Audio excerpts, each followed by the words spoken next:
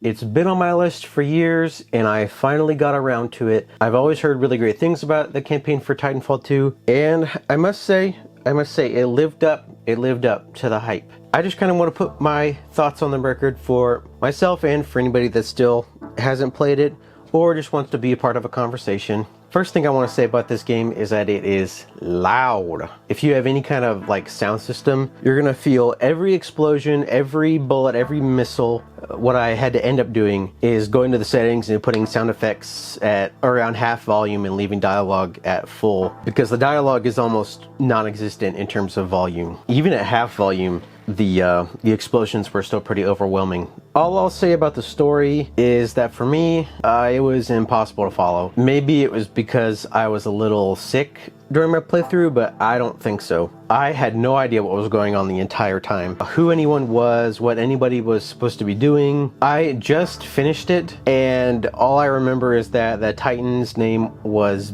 BT. The main guy was Cooper. They were trying to collect some world-destroying globe, I think, and to be honest, I don't even know if they did. Don't play it for the story. That being said, I didn't care in the slightest because the game was so fun. It only took me about 5 to 6 hours.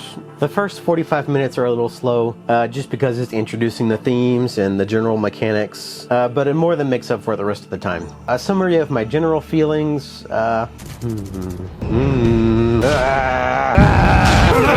if that doesn't make sense, I basically mean that every hour of the game just compounds on itself and gets more and more outrageous. Explosions get bigger, set pieces get grander, fights get crazier, and you just get more and more sucked in because you don't want to miss a second. The only thing that didn't really change was enemy variety. Thinking back on it, I can remember maybe 4 different kinds of enemies, not including boss fights, which are pretty much just Titan battles with more health. But the way the game zooms through itself, you don't think about it when you're playing, because if you stop to think about it, boom, you're dead. The weapon variety is also pretty good, both for your Guy and BT. Human weapons, you're always finding new weapons, but you can only have one at a time, which is kind of a bummer. I think you can also have like a sidearm, but I never found any, I don't think. Obviously, it's going to be more fun to climb in the Titan and use the massive salvos in that arsenal. This is where the loudness that I mentioned really comes into play. Every time you shoot off one of those guns, the entire building shakes and you're left with a hole in your heart because it was over so fast, but it was so amazing. And then you shoot the next round and the process repeats. And all the gunplay is really well done and satisfying to do.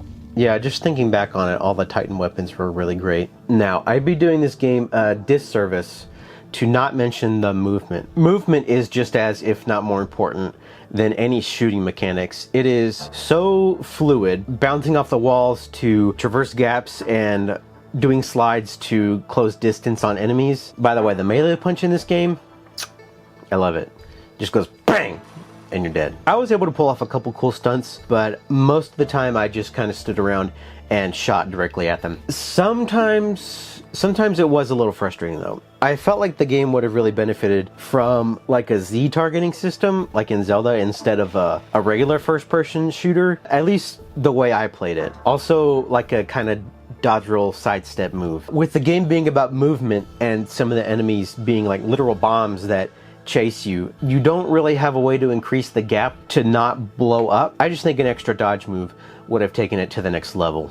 And don't tell me you can't respawn, because you can sidestep in your Titan, and I did it a lot. We also need to talk about this game's Nintendo level of confidence when it comes to introducing new mechanics and just throwing them away. It felt like each hour of the game you were given a new weapon or gadget to play with, and before you know it, it's gone and you're on to the next thing. Not all of the items are created equal. I did like some more than others, but that's always going to be the case in any game. And when the game is as fast-paced as this one, again, you don't really notice during your playthrough. I didn't play the multiplayer because I can't afford to pay for online. Summary, the game is really fun.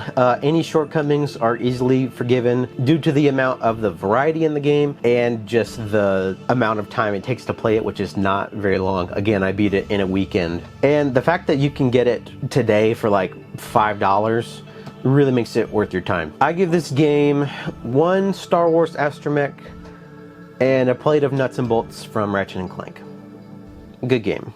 Guys, thanks for sticking around until the end. This is my first official review and first official upload to this channel. Hoping to do more in the future. No guarantees on the consistency though. But let me know what you thought, what your opinions on the game are, your opinions on the video, things I can do to make it better, all that jazz. See you guys later.